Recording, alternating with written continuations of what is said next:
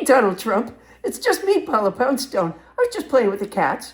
Could I ask you a question? Assuming the reason you had Stormy Daniels spank you with the Forbes magazine with a picture of your family on the cover was because you found it stimulating as a rich man to be dominated for a few minutes by someone you thought of as less than you.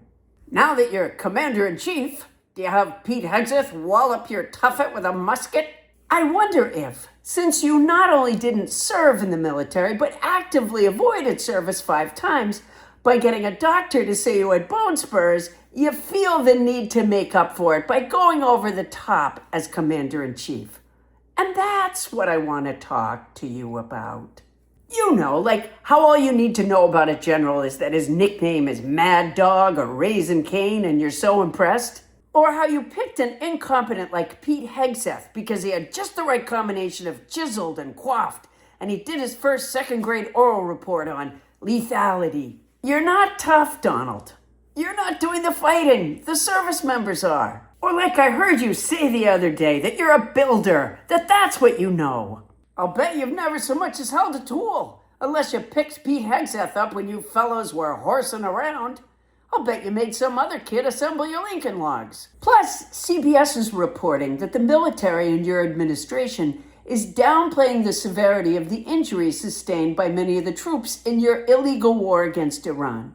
You did this in your first term, too. You said the service members with head injuries just had headaches, suggesting they were faking. You should certainly be familiar with what someone faking a headache looks like, but these people were injured. And I think it makes you look tough to deny the severity of their injuries. They don't need medical attention. Just slather some makeup on that injury and return to duty. You should have military Band-Aids made with your face on them.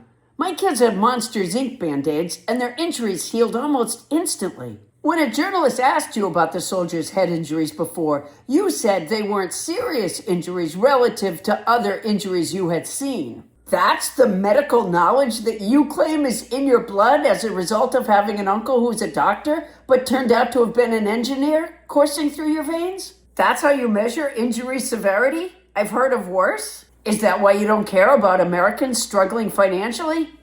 Things are worse in Haiti. You really don't know anything about the military, except I'm sure you've seen White Christmas a bunch of times. I'll bet you have a fantasy of the troops that served under you reuniting to visit you at your inn on Christmas Eve. Let me tell you, that ship sailed after you made them watch the Melania documentary.